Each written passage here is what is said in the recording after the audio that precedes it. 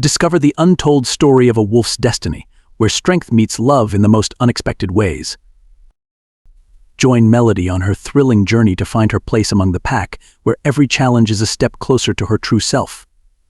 Unleash the power within and embrace the bond that transcends time in a tale of loyalty, courage, and the unbreakable spirit of the wild. Chapter 1. Melody. Push harder, my coach shouts as I push myself away from the cold, wet grass beneath me. He places a heavy leather boot on my back and presses down, making it even harder to complete my push-up.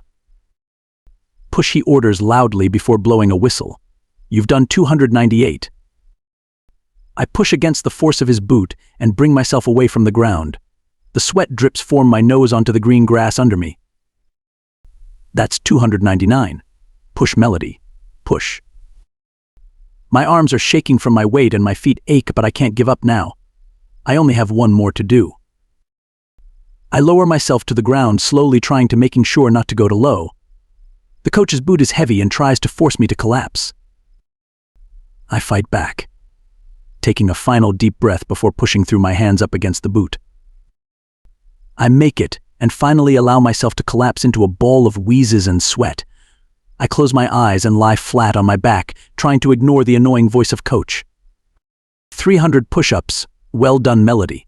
That's your new record. Anyways, next time you better get to 400 without any problems, he says right up close to my face. Your next session is, of course, tomorrow. So see you then. With a final evil smirk, he wanders off, leaving me in my pile of sweat and exhaustion. Hey, I hear the familiar voice of my brother Mikey, who happens to be my older twin by 6.34 minutes. You all right, El? Yes, I'm great, I say sarcastically. He laughs and extends his hand to me. I take it willingly and allow myself to be pulled to my feet. You're getting better, he says, crossing his arms in front of his chest, showing his muscularity. Mikey had been training since the moment he could walk. He is to be alpha in 2 days. The ceremony is taking the pack into a total buzz of excitement and nerves. Gosh, you should see my mom. Mom giving you grief about your mate today, I say with a short laugh. He playfully punches my shoulder in reply. Of course she did. What a surprise. He says, putting an arm around my shoulder as we start walking. She gives me the speech of how amazing it was for Dad to finally meet her and be at his very strongest. Thank God I met Victoria a month ago, or I would have had to get earbuds. Now I'm becoming alpha too. Can I really do this? Of course you can, Mike, I say, slapping his chest. You're ready for this. Thanks, sis, he laughs and looks up with a sigh. I frown and turn to where his gaze is frozen. On the front steps of the academy, which is my home, is my father with a very strange look on his face. Melody, Mikey. You're finally home, my father says in a formal tone. He doesn't look annoyed close up, but what could be wrong? He gestures inside and quickly Mikey and I obey him. Once inside, we are led straight to our large private kitchen in our private part of the academy. I see Joe and Tanner sitting at the table stuffing themselves with a bowl of Mom's famous pumpkin soup. They look up at Mikey and I with a smile before continuing to eat. Ah, Mikey, Melody, Mom says, turning from the large pot on the stove. She toddles over to us and gives us both a hug. My mom is amazing. She has recently become a pack nurse. She always used to tell us how she was happy being a stay-at-home mom, but as soon as Tanner turned 10, she wanted more. Even though she is Luna, along with Luna duties, she decided to take on a part-time job at the infirmary. My dad, on the other hand, is a full-on alpha, constantly training wolves or in his office completing paperwork. Sometimes he can be out or in his office for the whole day. Although he is busy, he always makes time for us, especially Mom. I swear sometimes they are like teenagers when they make out in the kitchen when I come down to eat breakfast. Sit down, a bowl of pumpkin soup each, Mom says, happily pushing me softly towards the dining table. Yes, please, Mom, I reply, taking a seat at our family table that holds 6 people. Perfect size, right? Duh, Mikey says, pulling a double-chinned face while sitting at the end of the table next to Joe and myself. As soon as Mom places the warm bowl of soup in front of me, all of my hard work today makes my stomach tumble in extreme hunger. I'd forgot to eat today. I grab my spoon and shovel the hot amazingness into my mouth. It warms my throat and I sigh in content. While eating, I watch my father sit at the head of the table, smiling gently. He turns to my mom and traced for her hand. She takes it, and he drags her to her seat. Right, listen up guys, my father says. All 5 of us are instantly listening. As you have probably heard, the Alpha King's son is coming to visit our pack. It's nothing serious, he is just coming to see how our pack is doing, and how we, as the Alpha family, are running it. I glance nervously at my siblings, who I notice wear similar expressions. We've always heard so much about the royal wolves, but they never usually leave their pack, or don't tell people when they do. Okay, does this mean no pranks? Joe complains, throwing his spoon into his bowl and leaning back in his chair. Joe. You don't need to prank anyone anymore, I sigh. It really annoys me. Don't get me wrong, I'm really close to Joe, but he is constantly pranking, and it usually always ends up with me in trouble. Yes, I do, he argues, but I don't reply. We both shut up with one stern look from my father. I do not want to see him angry. He may be super amazing, but if he gets annoyed, he really gets annoyed. As I was saying, the Alpha Prince shall be down for one night only. So it's my pleasure to announce that we will be holding a big grand ball in his honor. I've warned the pack and everyone is preparing, Father explains. Wait, I say, shaking my head, what? I turn to Mikey, who is grinning. Time to ask some girls to the ball. He winks at me, making me let out a groan. Dumbass. Better not let Victoria hear you, I say under my breath, but can't help but chuckle at his expression. When is this? Tanner speaks up quietly. I only just realize he hasn't said a word this entire conversation. Well, Mom speaks up now, in a day's time. So Melody, dress up super love, because there will be lots of new people there to meet, and just maybe you'll meet your ma. Mom, I squeak, standing up abruptly. That's not fair. Oh great, please don't tell me this is another setup for me to find my mate. I'm not going to find him. I turn away from the table, and ignoring all their shouts, I rush away and upstairs to the roof. The roof is my escape. Nobody except my brothers know about this hiding place, so I'm safe for a while. Until my parents send out a search party. You may think I'm overreacting, but I came to terms with me not finding my mate when I was 16 years old. I slowly take a seat on my small, lonely wooden bench. Darkness has found its way into the sky now, and the stars have come out to play. I look up at the twinkling lights in the blackened sky. Stars are such an illusion. They look teeny tiny, but in reality they are giant balls of burning gas. I suppose parts of life can be an illusion as well. Like true love, for an example. Someone expects to find it, so their mind creates the illusion for them. But it turns out he has been cheating for years, and she is in love with another guy. Life hurts. Hurts. With so much expected on me and training every day, I never got a proper teen life. I never got a high school boyfriend or even a date. My life is a burning ball of gas deep in space, and I can't seem to reach out and get it back. Knock knock, a familiar soothing voice says from the secret cubby hole. I turn with a smile to my best friend, James. Hey James, I say quietly, which gives him the unspoken inviting to join me. I fiddle with my fingers as he comes down and sits next to me. I look up with a soft smile and lay my feet across his lap. You okay? He asks, leaning his arm along the whole back of the bench. I don't know, I shrug. Maybe I am. Maybe I'm not.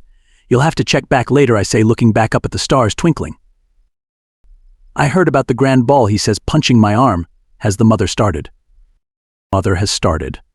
Well, she insinuated about meeting new people, my mate, by some miracle. I laugh, shoving him back. Well, we are obviously going to have to get you a super smoking hot dress, he says, giving me his evil smirk. You got a girl yet? I ask, looking straight at him. I know the answer to who he wants to take, but has he asked her? He turns down to his lap. I think she is going with Brody. James, I say, slapping his chest, she is you, mate, for God's sake.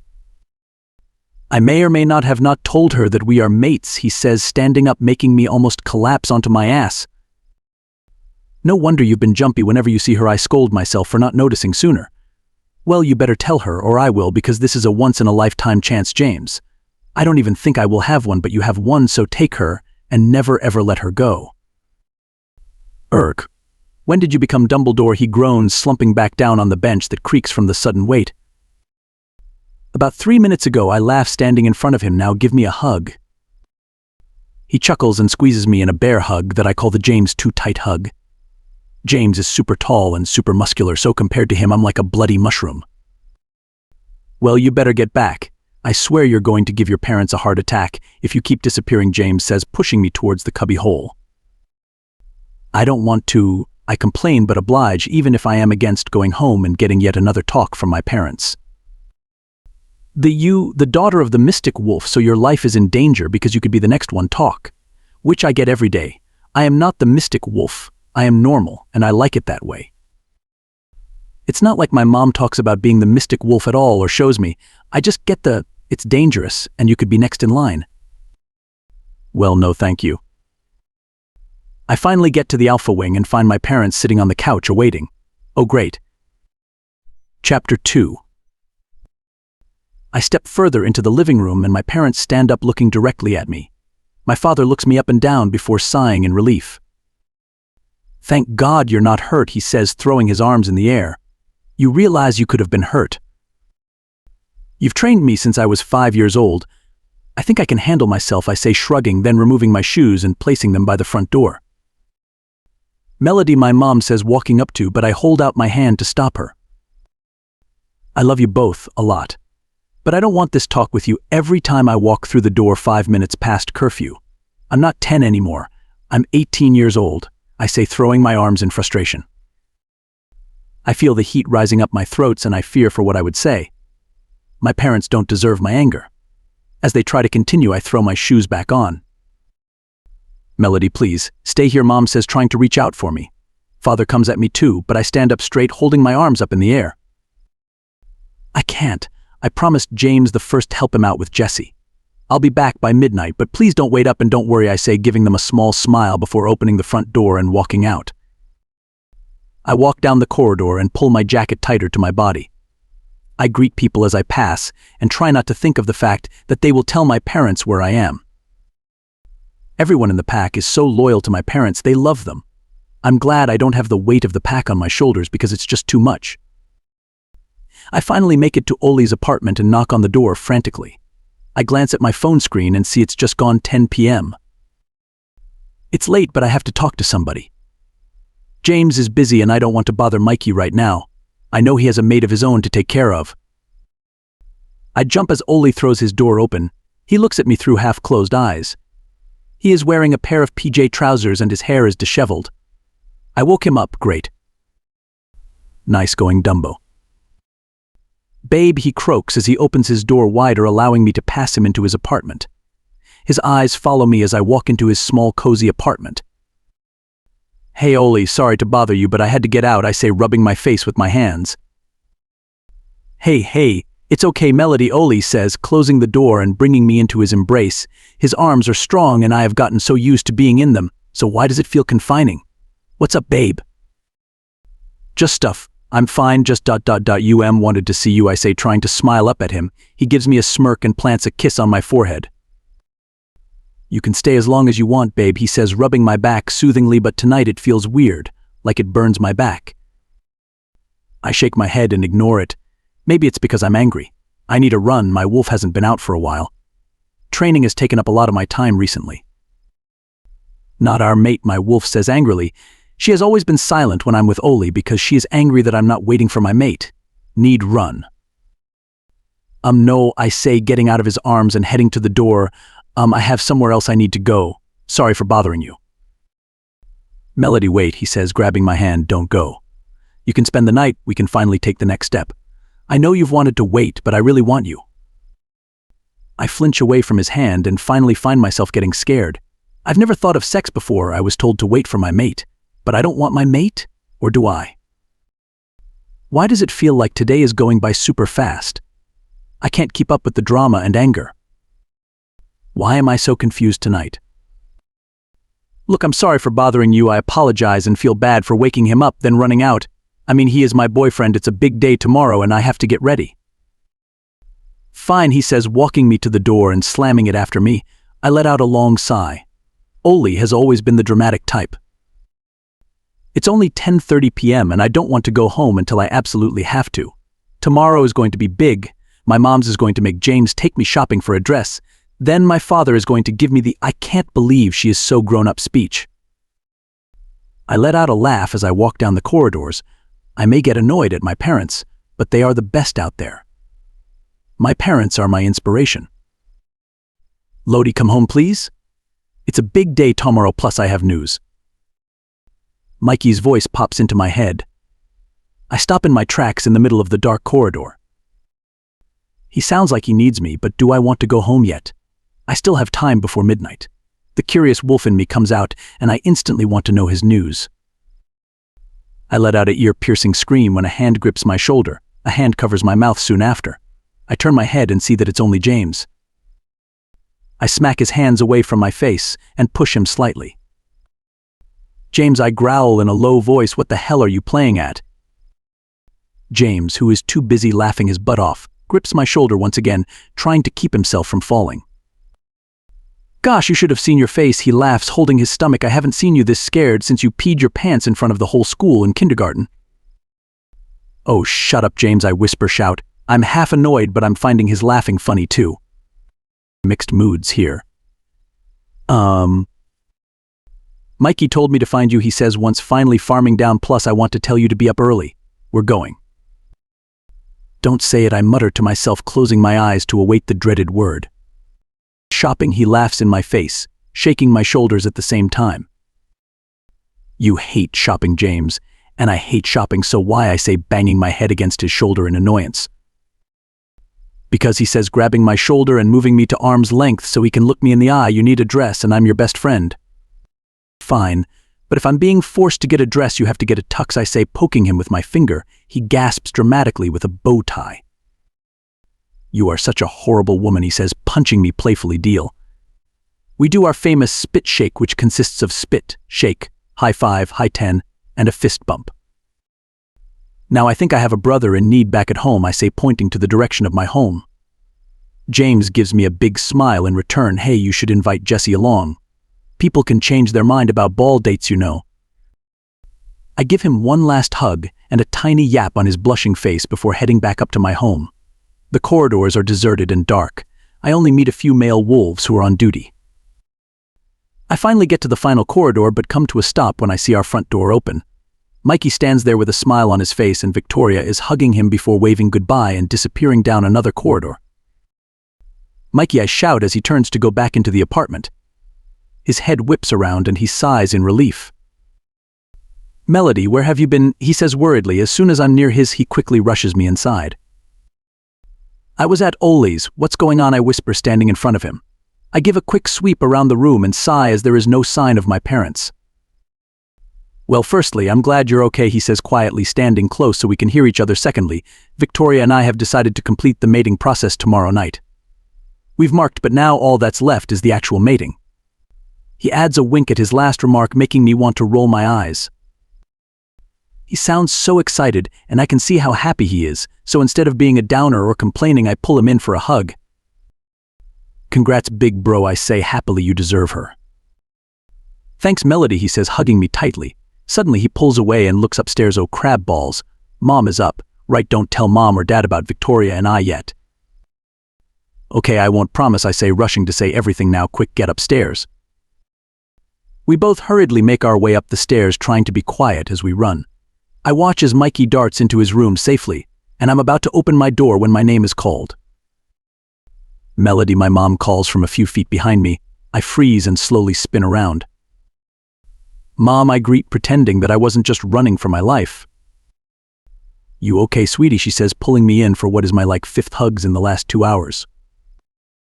Yes, I'm good, just exhausted after training and going out, I say, hugging her back. She smells like roses and fresh bread.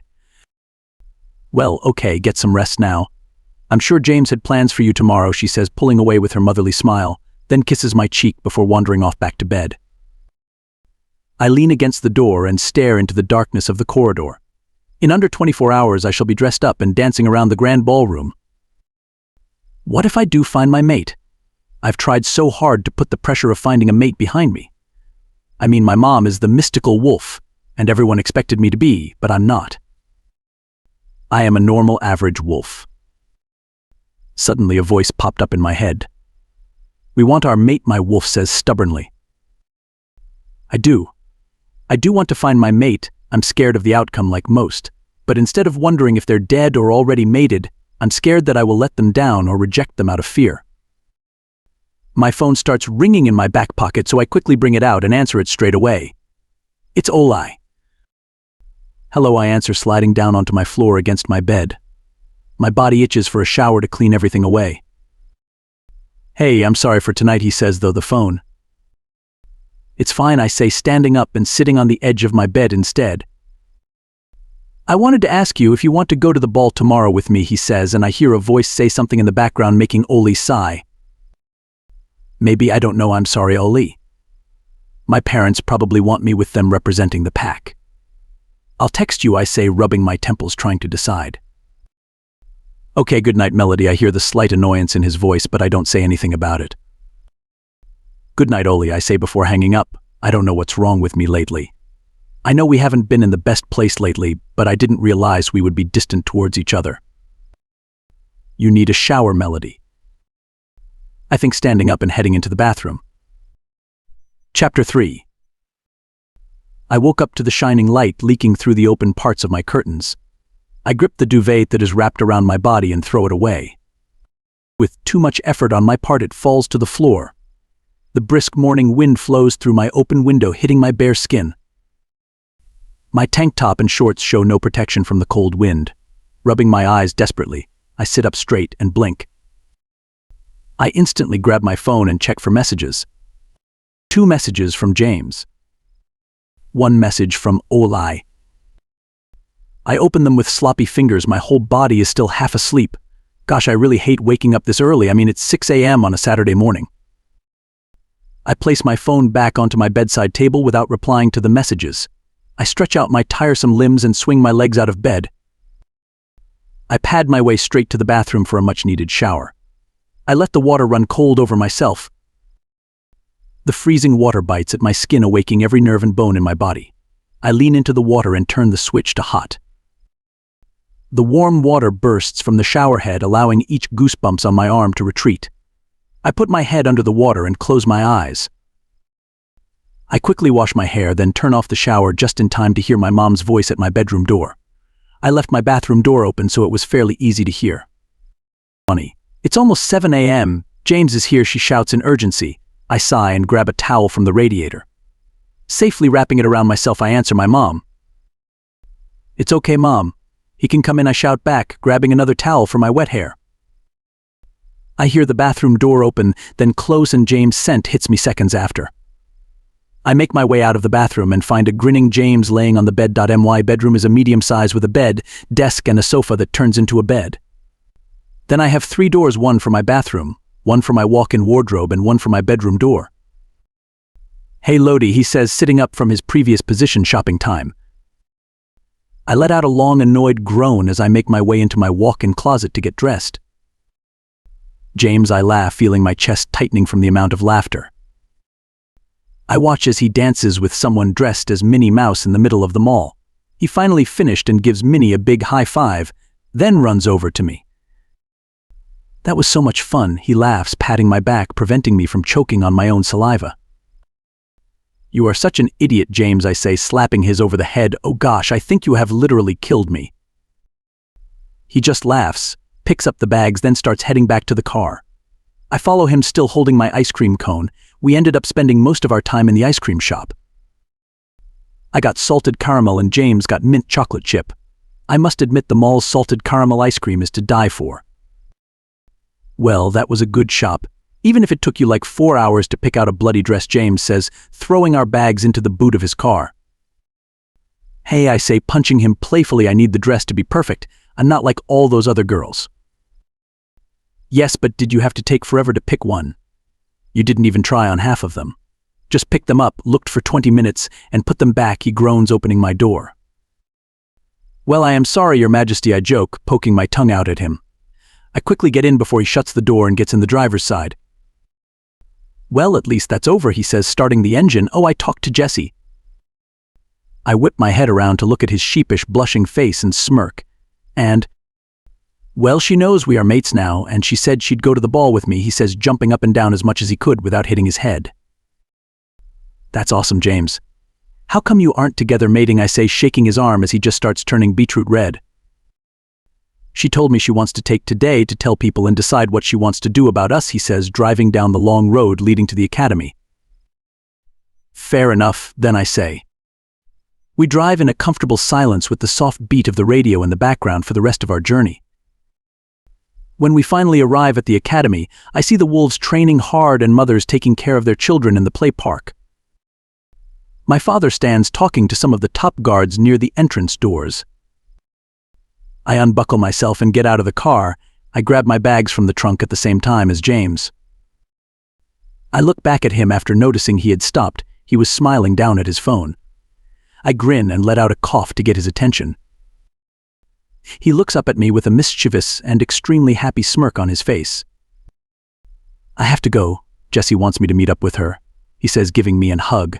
Then, after untangling ourselves from each other's bags, he rushes off. I turn around and head into the academy. My father gives me a small wave while I walk, in which I return. I head straight for my bedroom as soon as I get through the large double doors. I make it safely to my room without bumping into anyone. I drop the load of bags on the floor at the end of my bed, then effortlessly fall onto my bed. The comfort makes me sigh in relief. I've been on my feet all day, so it's nice to get off them. I sit up and rest on my elbows. I look at my digital clock by my bed. It's 12:35 p.m. already. The ball doesn't start until 6, so all in all I have 5.5 hours to get ready. I need food. I think as my stomach lets out a long wail of hunger. I giggle, then get up and head straight to my favorite destination, the kitchen. As soon as I enter the kitchen, the scent of my mom's famous homemade cinnamon buns intrude my nose. I sit down on the island, drooling over the fresh batch placed right in front of me. I place my hand on one just to be slapped on the hand. Melody, Mom says, appearing out of nowhere, they are for later when your father gets back. Please, Mom, I beg, feeling the need for the cinnamon buns grow as they sit in front of me, daring and delicious. Fine, she huffs, putting one on a plate, just the one. Thanks, Ma, I say, happily, giving her a kiss on the cheek, then race upstairs to my room once again. Time to prepare for the ball. My mirror must be a fake. There is no way the person standing in front of me is actually me. It looks like me, but different and strange. I feel like I'm trying to be someone I'm not, but this person is beautiful and gorgeous.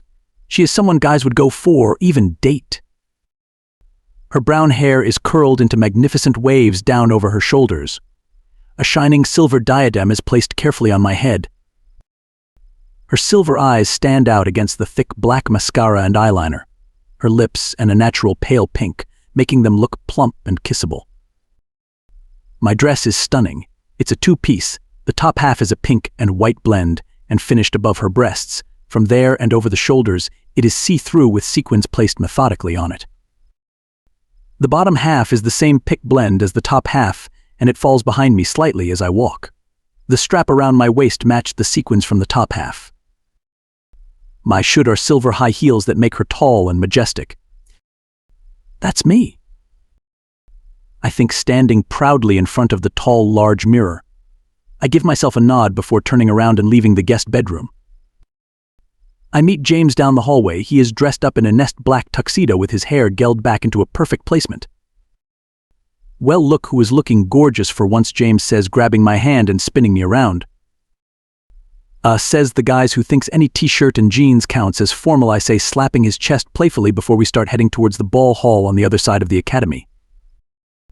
It's usually used for dance classes, but it's meant for formal balls or celebrations. My 18th birthday was held in the very same hall. Where is Jessie, I say, swinging my arms slightly as I watch James walking with his arms behind his back. I told her I'd meet up with her outside the ballroom door, he says, giving me a beaming smile. I can't wait to see her. I let out a giggle and link arms with my best friend. We walk in complete sweet silence, and the long corridors are quiet and lonesome. We arrive at the ballroom doors in a matter of minutes. I see Jessie standing by the door waving frantically at James. Her cherry red hair is pulled tightly up into a large bun filled with purple flowers. Her emerald green eyes shone as she watched James approach. Her dress is a deep violet purple that flows down to her ankles, showing her black high heel shoes. I notice her eyes drift to my arm that is linked with James. I let go of James and give him a smile. He looks down at me with an even bigger smirk. I'll see you later, I say, and he nods before walking ahead of me slightly. Hey, she says, hugging James as soon as he reaches her. I give her a smile, then walk straight past them into the ballroom. It takes my breath away. The ballroom looks more elegant and amazing than it ever has before. There is a table to the side filled with the most fantastic-looking drinks. The ballroom floor is polished and sparkling as people dance to the music. The orchestra is playing the side of the room. They have created a small audience around themselves. On the roof, there is hanging white clothes that remind me of snow and icicles. There are white lights on the tall ceiling making it look like stars. I smile and walk further into the crowded room. I spot my parents in an instant. They are together talking to a big group of whom I think are other Alpha and Lunas. My eyes scan the room further and I find Mikey in the middle of the ballroom slow dancing with Victoria. He notices me and gives me a cheeky wink before spinning his mate around once more. Melody, I hear my little brother Joe shout from behind me. I turn and watch him run up to me with Tanner close behind. They are both wearing normal clothes, making me suspicious. Hey boys, I say, giving them both a hug. Joe is smiling like an idiot and Tanner is blushing. I raise an eyebrow at him, but he looks away. We snuck down to see what it's like, Joe whispers in my eyes excitedly. I let out a chuckle and look around the room. Tracy was asleep, Tanner adds. We snuck past her. Oh right, I say, shaking my head. Well, guess who is coming to get you instead? I let out a laugh as the boys sleeping turn around. Hey Mom, they say in unison, and they sound like two puppies who've had their favorite bone taken off them. Come on, you two rascals. Back up to Tracy, Mom says, picking up Joe and holding on to Tanner's hand. Melody, go tell your father I'm putting them back to bed, then enjoy yourself. I watch with a smile as my mom leads my baby brothers off to bed, where Tracy will most likely get told of for sleeping. Chapter 4. I slowly make my way around the ballroom wall towards where my father stands laughing with some other men and their mates. Father, I shout as I get close enough. He turns his head towards me and smiles graciously. When I'm close enough, he pulls me into the circle of men and introduces me. Gentlemen, this is my daughter Melody. Her twin brother Mikey shall be taking over as Alpha next week. I smile and shake hands with all the strong Alphas. The atmosphere in this circle is strong and quite intense. Good thing I'm of Alpha blood, otherwise I think I would have panicked. Father, I say, finally getting to talk to him alone for a minute. Mom has just gone to take the boys back. It's okay, the familiar feminine voice makes me jump from behind me. I'm back. Tracy has got them. Well, thank you, Melody. Father laughs, taking my mom's arm. Now wait here. The royals are about to come in. I can't help the nervous shiver that creeps up my spine at his words. I shake it off and reply with a nod. Suddenly my father's head guard, Paul, stands at the top of the stairs to the grand entrance to the ballroom. The stairs are like from Cinderella. 2 doors either side with a set of steps in front of each on a high balcony. Then, on a middle balcony, the stairs meet.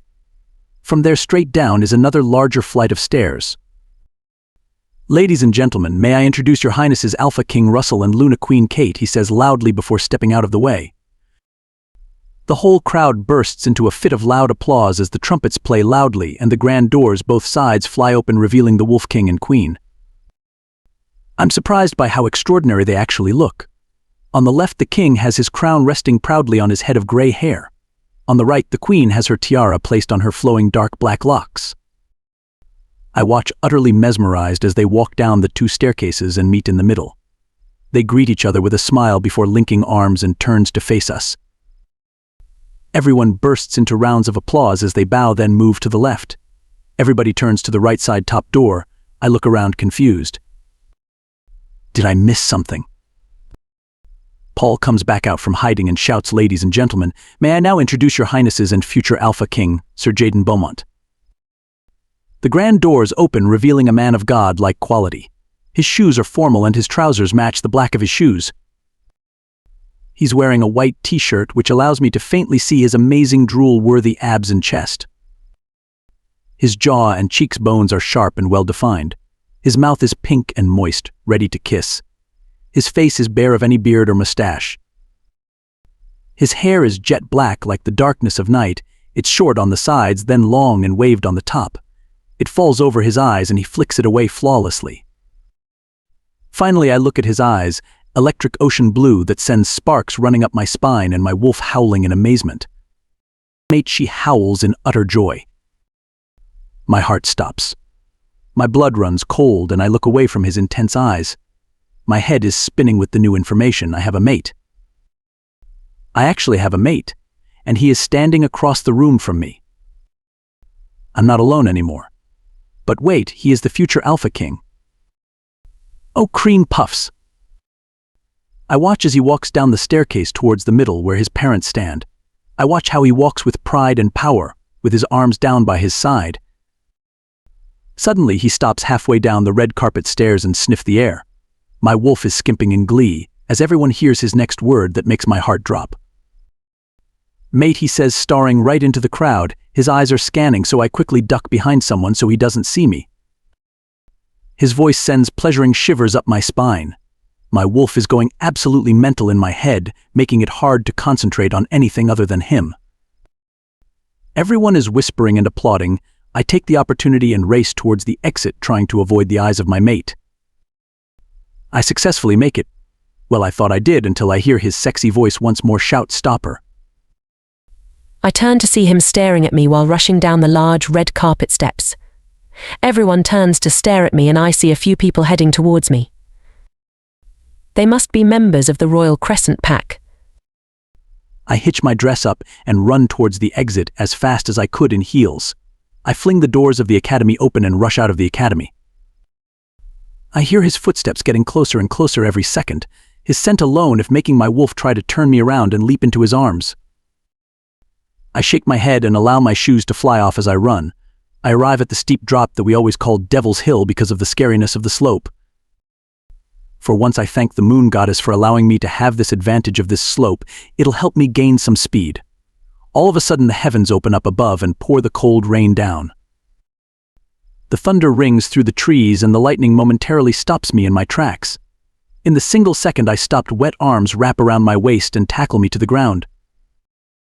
The electricity spreading through my skin is amazing, almost making me moan in pleasure. Suddenly, Devil's Hill, which was originally an advantage, has now changed as together, my new mate and I tumble and roll down the muddy hill. My dress was absorbing all the squelchy mud, making my body heat decrease on every roll. After what seems like hours, we find ourselves at the bottom. I come to a hard, sudden stop and lay flat on my back with my eyes closed. The rain was beating down, hitting my face and going into my open mouth. I breathe deeply as my whole body aches from the tumbling. Mate, his voice is above me now, inches away from my face. I can feel his warm breath fanning my neck and I hold back a moan. His hands find my waist and I squeal at the electric tingles spread through my whole body at his touch. Mate, he repeats, nestling his head completely into my neck. I feel my wolf jumping up and down in my head in complete excitement and awe for our mate. No, I don't have a mate. I don't. I realized that years ago when I had to sit and watch others at 16 finding their mates, settling down and showing it off to everyone. Open your eyes, his sexy voice sends pleasuring shivers down my spine. My eyes unwillingly flutter open to see his beautiful face inches from mine now. My eyes are on his lips, which makes him growl lustfully at me. My eyes slowly move up towards his own and I gulp down my nerves. I meet his eyes and gasp at their beauty. They are bright electric blue, unlike my own silver gray ones. My mouth utters a word that I never thought would escape my mouth. Mate, I whisper, my eyes capturing his like a photograph that will always be in my mind. He smirks down at me and I watch how the rain drips from his nose and lands on my cheek. His hands grip tighter against my waist, making me break out of my spell. I push him away, making my shelter form. The rain disappears. The cold water pelts down against my bare skin as I hear him growl, and I stand up. "Why did you do that?" he says angrily, walking back towards me. He tries taking me back into his arms, but I slap them away. He growls deeply at me. He's getting annoyed because I'm not acting his way I should when finding my mate. I stand up straight, trying to control my nervous heart and uncontrollable wolf. He watches me closely as we stand apart in the rain. Thunder bursts from the sky, making me flinch. I've always been scared of thunder and lightning, ever since I was little. My body was shivering now and my teeth are chattering loudly. My dress is covered in mud and soaked with rain. I'd lost my shoes whilst running, but they weren't my top thought at the moment. Jaden takes a step towards me and I see the confusion and hurt in his eyes as I step away. My gaze falls to the ground. Love. What's wrong, he says, stepping closer once more, but this time I don't move. My whole body is frozen with this new feeling. The feeling of having my mate so close. The feeling that I want to run into his arms and never leave them. The feeling of wanting to have his lips on mine. I can't do this right now, I say, shaking my head while avoiding his gaze. It would be difficult to tell him this if I was looking into his eyes. Do what he asks, and suddenly his hand is on my chin. He slowly lifts it to meet my eyes. Be your mate, I say, trying to look away, but his grip was strong and firm on my chin. I can't deny the electricity flowing through me at his simple touch. Why not? Love, he asks, dipping his head into my neck. It distracts me from my own thoughts, and for a moment I think of giving into my thoughts. Because a moan rips out of my mouth, cutting me as Jaden places a kiss on my sweet spot on my neck where I should bear his mark. I feel the prick of his canines and my heart stops completely. He is going to mark me, oh cream puffs. I place my hands on his chest, and while trying to ignore the fact of how absolutely amazing they feel, I push him away. I put my hand over my neck and look at him with my eyes wide. His face holds bewilderment and anger. He once again steps closer to me and lets out a small growl. Why'd you push me away this time, he says, annoyed. I gape at him and try to get my brain working again. You were trying to mark me, I say, trying and failing to not sound surprised. Well, yes, he says, smirking and stroking my cheek gently. That's what you're meant to do when you first meet your mate. Not when they've just told you they can't do this, I scream as the rain starts pouring down heavier. My body is shaking with shivers now. You are my mate, he says, gripping my waist tightly. You are mine and nobody else's. My soul belongs to you as yours belongs to me. You are going to be by my side forever, because if you aren't, I will kill anyone to get you there. I gulp down my nerves at the complete seriousness in his voice. But he cuts me off. I let out a huff of annoyance. No buts. You are moving into the castle immediately. You are my mate and future Luna Queen, so you have to be protected, he says, holding my hand. He starts walking back up Devil's Hill and dragging me along. We start slipping and sliding back down after every step up the steep slope. Suddenly I slip completely flat and groan in pain. Love, you okay? Jaden says, quickly picking me up and holding me bridal style. I lean into his warming touch as my eyes start to close. Need to get warm. Chapter 5. I wake up feeling a hand on my forehead. I let out a grunt and slap it away as sleep still clouds over me. She's awake, I hear my mom's familiar soothing voice. I shake my head and feel like sleeping for longer, but then another voice speaks up, making butterflies erupt in my stomach. Finally, he says, making my wolf yearn for his touch, for the warmth. He brings my body in the relaxation. How far away is he? He sounded distant. I open my eyes to the white ceiling of the academy. I notice the chandelier and instantly know I'm in the main common room. I blink quickly, trying to wake myself up. I slowly sit up and hold my head whilst I do. I shake my head and look around, allowing my eyes to readjust from my sleep. Sitting on the edge of the sofa where I am sat is my mom, and my father stands close by. On the sofa opposite is James, Mickey, and Victoria. Jesse sits on the single chair next to James, holding his hand tightly. I smile at my best friend. They are just so cute. A cough echoes around the room and everybody turns to the person standing in the entrance arch. I gulp at the sight of Jaden standing there, topless with disheveled wet hair. His scent is so strong, making my wolf pure in delight. I glance at his dangerously low-hanging joggers and growl mentally. Nobody but me should see him like this. Stop it. I mentally scold myself. I don't have a mate. I feel a chill under my legs, so I look down and realize I'm wearing a t-shirt I've never even seen before. May I point out I'm only in a t-shirt and underwear. It's his top, Mikey says with annoyance, lacing his voice as he nods to Jaden, who is staring at me with an emotionless expression. What happened, I ask as I sit half naked in front of my family and friends. I pull at the bottom of the t-shirt nervously while waiting for an answer. You ran out on the ball, my mom says, grilling my hand. Jaden followed you. We don't know what happened, but he brought you back here. You were soaking wet, cold, and passed out.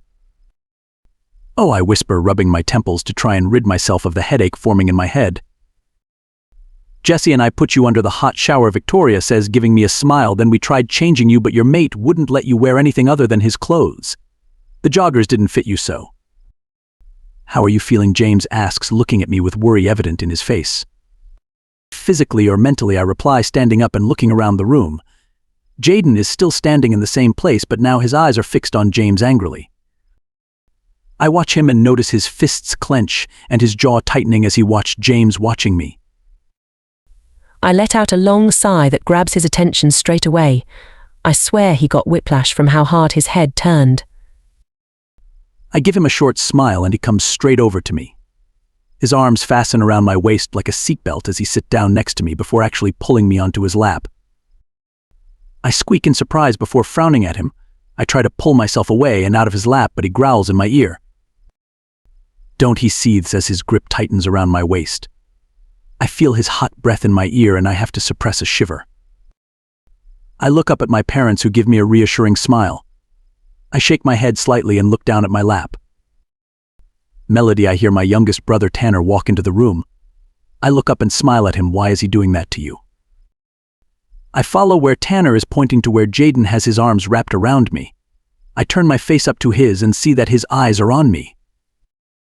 Because he is her mate, Tanner. Now finish your homework or I'm turning the Wi-Fi off, my mom says with a short laugh as Tanner races up the stairs. He is her mate. He is my mate. Oh, sweet Ninja Turtles, he is actually, truly, utterly my real mate. He is the alpha prince. I can feel myself starting to hyperventilate as all these thoughts raced through my head, getting blurrier and blurrier every second. I clutch my chest as it burns for oxygen that I cannot get. Melody, his sweet voice makes my body try to calm down, but it just reminds me that he is my mate. I'm going to have to move in with him. That means I'll be leaving my whole life behind. I'll be leaving my parents, my brothers, and all my friends. What if I never get to see them again? What if Jaden locks me up in the castle like the beast did to Belle? What about my heat? I hadn't even thought about that. In a few weeks' time I will go into heat and will have to mate with Jaden to stay alive. The moon goddesses created heat to make sure mates give themselves to each other like they should for them to be happy and live a wonderful life together. Love. Breathe. His arms are rubbing my back now instead of around my waist. His face is right in front of mine and I can see the worry in his shimmering blue pools. I focus on his eyes and try my best to breathe, in and out. I breathe again, but this time deeper, but never once looking away from his eyes. Soon I regain my breathing and feel my heart rate return to normal. I look around and realize I'm in my bedroom with only Jaden for company. I'm sitting on my bed with Jaden close by. I lean back into my bed and let out a long sigh. I glance at the clock to see it's only just gone midnight. It feels like I've been here for months already. Melody. Jaden speaks up softly. I look at him and his face is in a frown as he watches me. Are you all right? He is still shirtless and my eyes keep begging to take in those amazing abs, but I stick to his eyes once more. I don't know, I reply honestly, playing with my bed sheets. I watch as he crawls up the bed to lay beside me. He places a hand on my hip and I hold my breath. He slowly turns me onto my side to face him. Do you accept me? He asks suddenly, looking at my mouth for a second before returning to my eyes. My heart stops. Do I accept him? I suppose in reality I would die without him, but I could reject him, but that could kill both of us if not just one of us. I can't kill him. The mate bond has already started entwining us together. I can feel it deep within me. I feel the power he holds and the power I will hold starting to grow in the pit of my stomach. Do you accept me? I ask him as my reply. His hand reaches out and grabs my fidgeting one.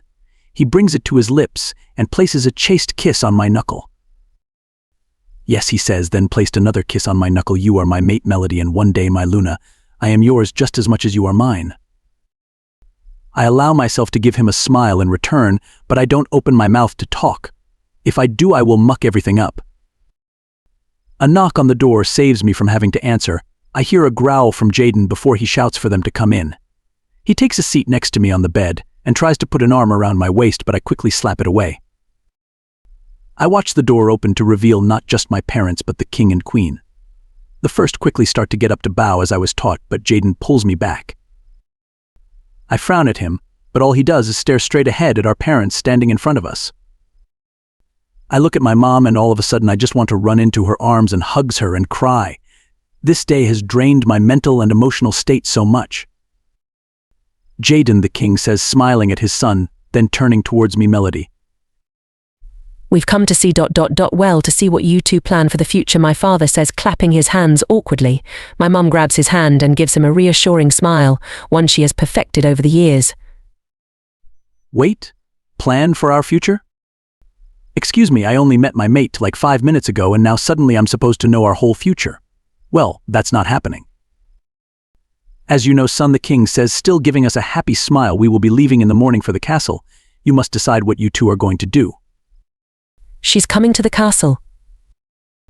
My mouth hits the floor as the words fly out of his mouth so naturally. I gape up at him, but his face doesn't hold any emotion except determination.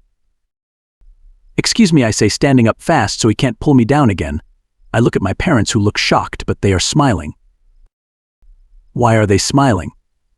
My mate has just told me I'm moving to the castle in the morning, and they are smiling. How did I get myself into this mess? You hear me, Melody, Jaden says, getting annoyed. I really need to watch his temper. You are moving to the castle.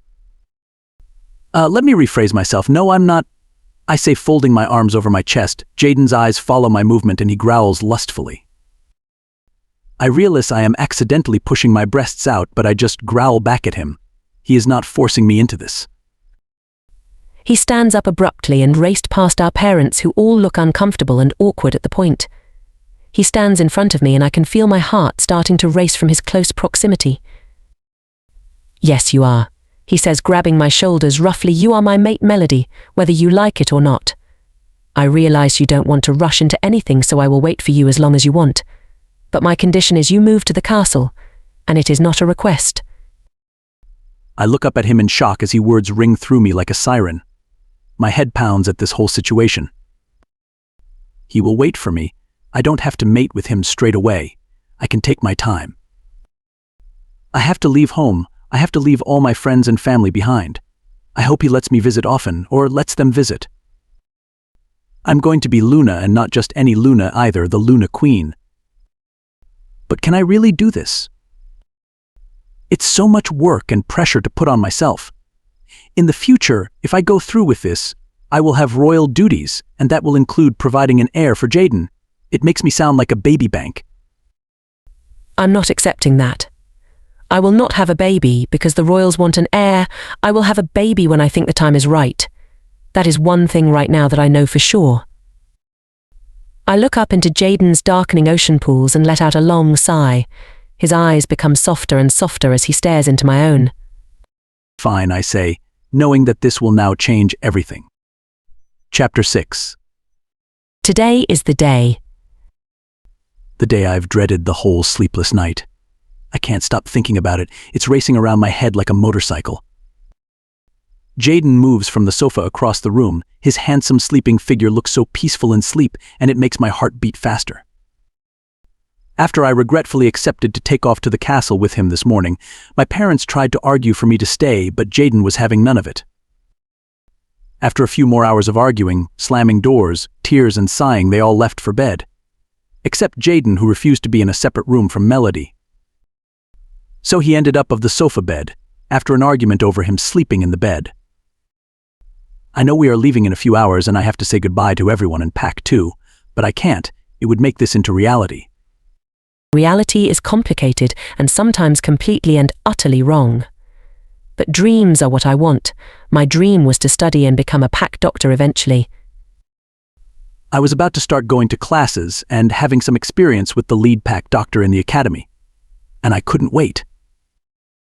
But reality soon came knocking at my door with a pretty big package. That package was Jaden and his power, wealth, and even a freaking castle. I have always been a dreamer, but a realistic dreamer. After finally putting my mate behind me along with the reality that deep down I knew every day that I must have one. I shake my thoughts out of my head and focus on seeing everyone before I leave. I lean over and grab my phone from my bedside table. I glance at my unread messages and curse loudly. Jaden voices out of bed, growling around the room. His dark, slightly sleepy eyes wander around the room until they land on me. "You all right?" he asks, walking over and sitting on the edge of my bed. I watch his every move and my thoughts become inappropriate as I stare at his bare chest. Yes, I'm okay, I say, taking a deep breath, but I forgot some really serious things. Firstly, yesterday my brother was meant to be crowned alpha, but the royals showed up and it had to be postponed. I haven't even asked how he feels about that. He is my brother. I'm sorry, Jaden says, putting a hand on my arm comfortingly. Why don't you go see him right now? I try not to focus on the tingles coursing up my arm as I decide to nod in reply because I don't trust my voice. Was there anything else, he asks, looking directly into my eyes now. His ocean pools glow with the morning sun. Should I tell him the second reason? The second reason is Olai. I look down at the 3 messages he sent me. I put my face into my hands and let out a long, frustrated sigh. I feel Jaden move closer as he takes me completely into his arms. I revel in them until reality crashes into me again. He is making me move away from everyone I love. I push him off as me and he lets out a loud, annoyed growl, but I just growl back. I need to go out, I say, standing up at last. I rush straight to my walk-in wardrobe, avoiding Jaden's reaching arms. I shut the door on him successfully, then let out a sigh. I quickly refocus in meeting up with Mikey and Oli. That's what I have to do in my first hour out of the few I have. I grab some clean undergarments before throwing on some black jeans, a comfy gray sweater, and some simple white Converse. After cursing and storming around my closet trying to find my brush and figuring out what to do with my hair, I decided to put it in a milkmaid bun. I finally walk out of the closet, go an empty bedroom. A note laying on the bed caught my eye, and I guess it is from Jaden. I pick it up and smile at the messy handwriting in front of me. It's just like I would have imagined his handwriting to be like. Gone to a meeting with your father and my own. Meet with your brother and do whatever you need to. I'll make sure we won't leave until 1 this afternoon. J. I can't help the smile that finds my face. At least he cares, I suppose. I could have landed with a mate who is careless. I put the note down onto my bedside table, then leave the room to find my brother. Considering his bedroom is across the hall, I found him pretty quickly. After knocking on the door, he answers with a smile. Good morning, he says, cheerfully, leaning against the door with a big grin on his face. Suddenly, out of nowhere, Victoria pop up from behind him. Hey, Melody, she greets, snuggling into Mikey's side. I internally grimace as my own mate flashes into my head.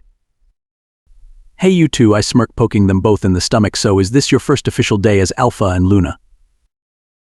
The brightness in their face told me that they were happy. They glanced at each other before shaking their heads. No, tomorrow, Mikey answers. We fully mated last night, so Father gave us the day off to spend time with each other.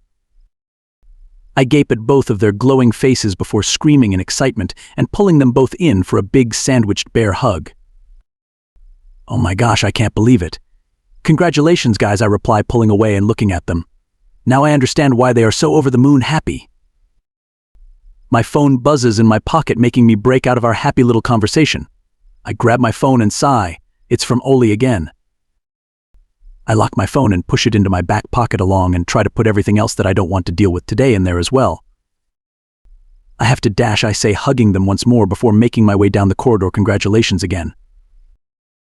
Thanks, they chorus just as I tune the corner. The corridors seem reasonably busy today.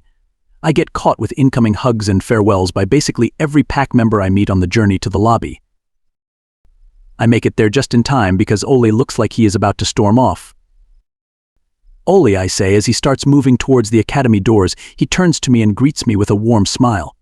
Ole and I have been together for a while now, and suddenly cold water splashes me in the face. I'm breaking up with him to mate with my alpha mate. Leaving him alone, and I probably won't see him in a long time. Let's just hope we can leave on a high instead of him making it dramatic. Hey, he says, giving me a gentle hug. I squeeze him before pulling away. Shall we sit, he asks, pointing to the nearby sofa. I smile at the sofa he heads to. It's a black sofa that's been there for as long as I can remember. It started to get ripped and broken, but I won't let my parents get rid of it. This sofa is actually where I had my first kiss. It was a very awkward experience, I have to say. It was with my middle school boyfriend, Darren. We were sitting waiting for his parents to come and pick him up, when suddenly he leans forward and pecks me on the lips. I don't know why or how, but instead of smiling or kissing him again, I sneezed. I don't mean the small casual sneeze, I mean the snot on the walls sneeze. I think he ran out crying after that. I was scared of sneezing in front of people for over a year after that. Back to reality, Melody. I mentally thank my brain for ridding the thoughts of that memory.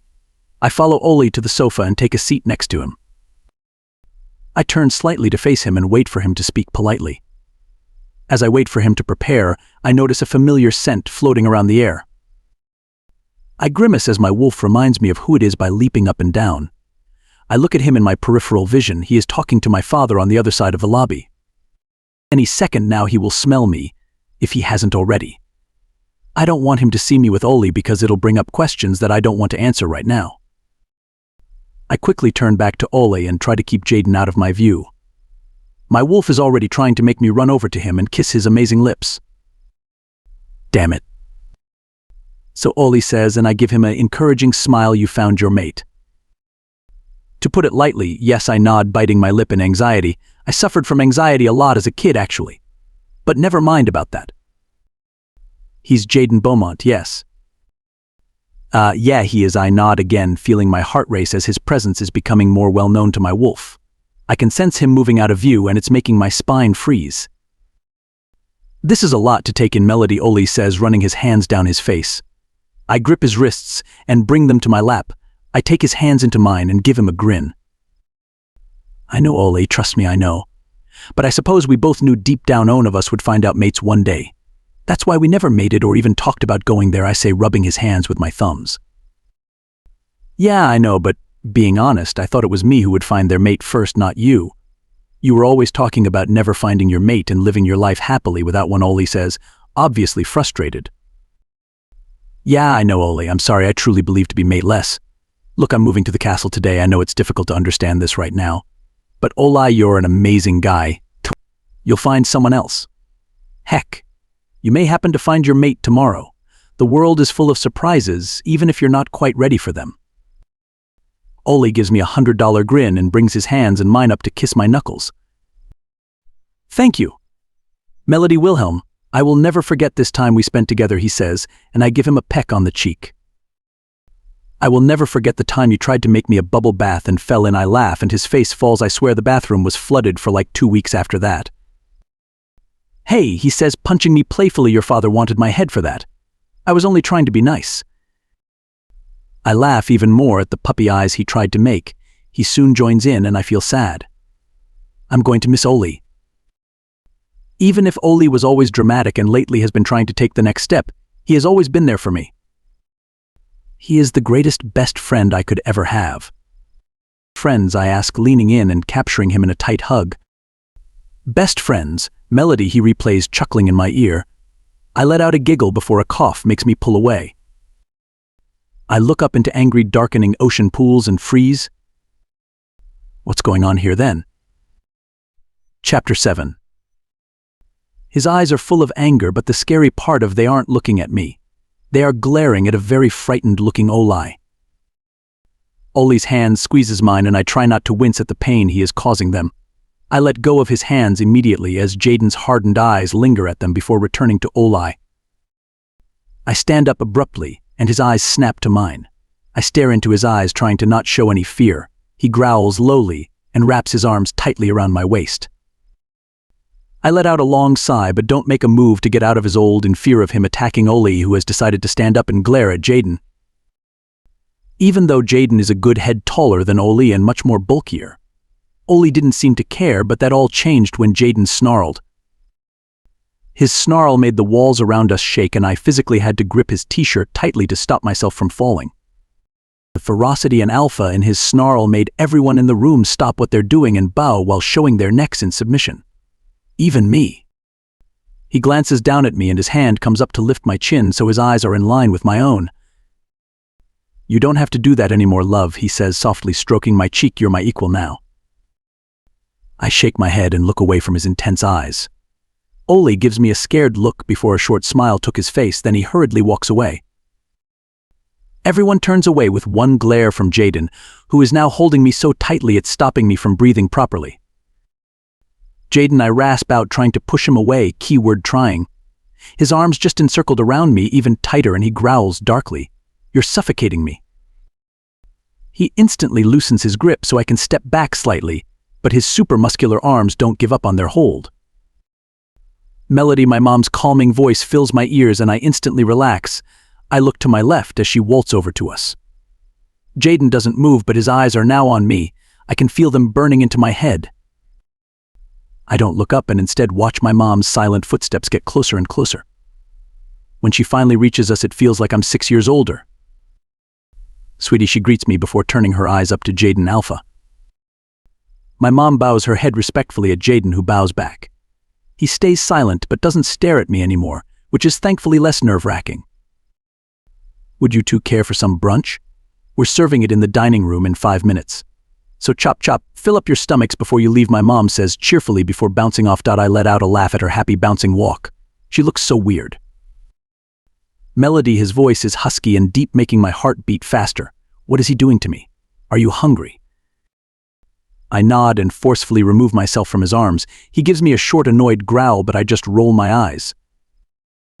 I'm going to have food and say goodbye to the people I love, I grit out before flicking my hair behind me as I stalk away from him.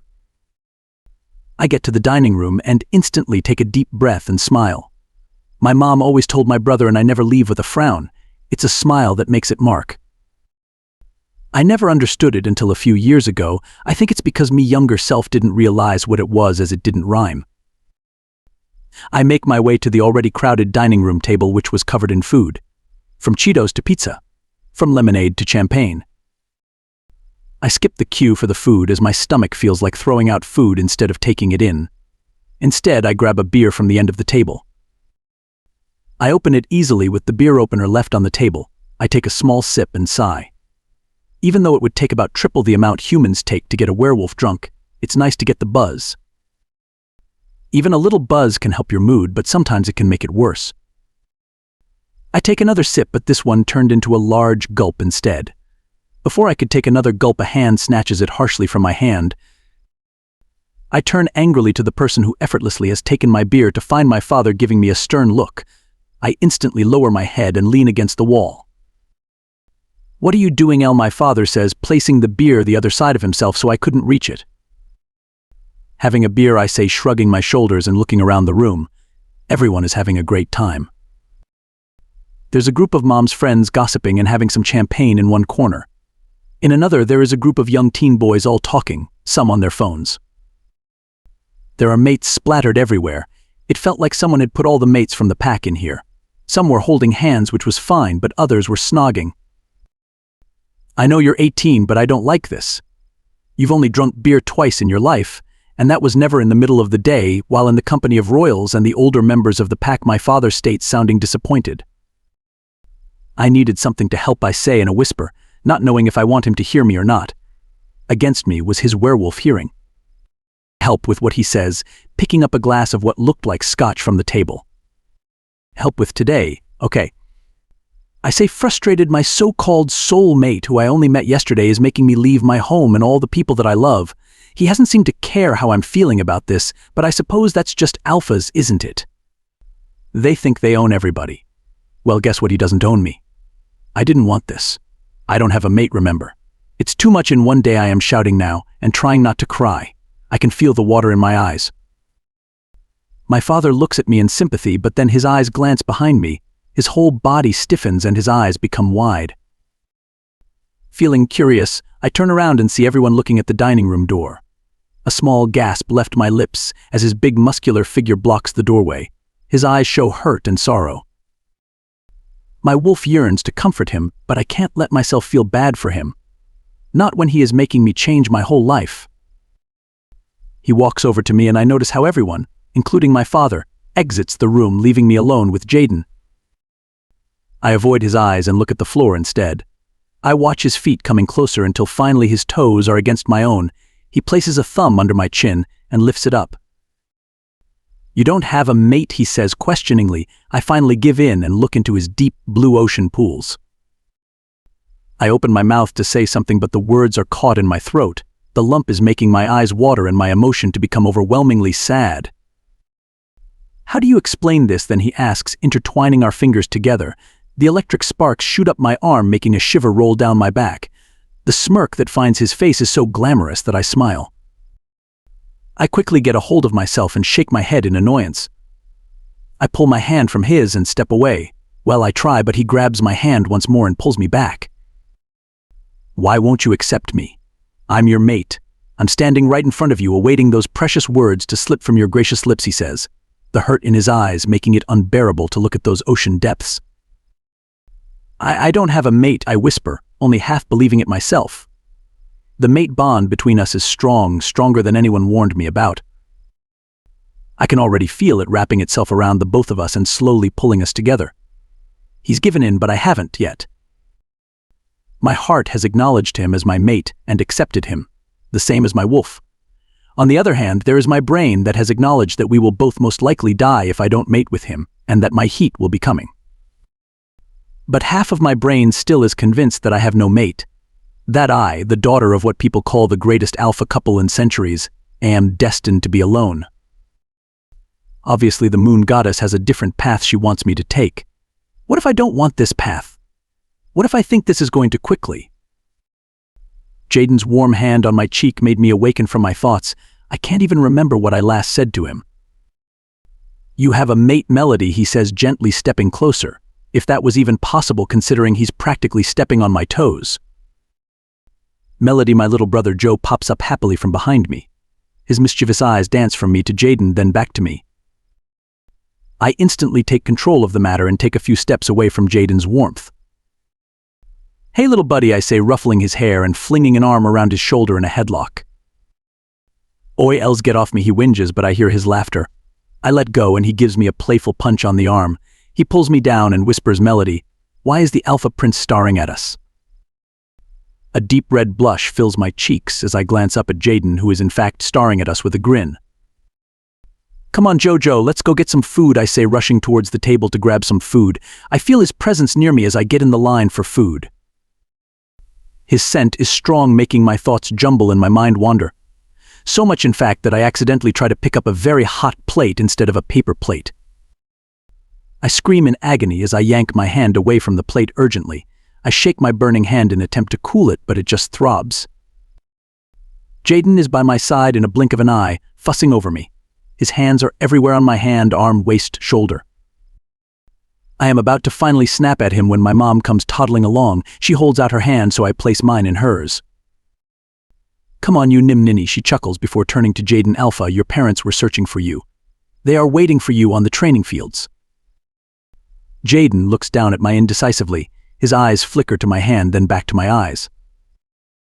Go, I say, trying to control my quivering voice. I'll be fine.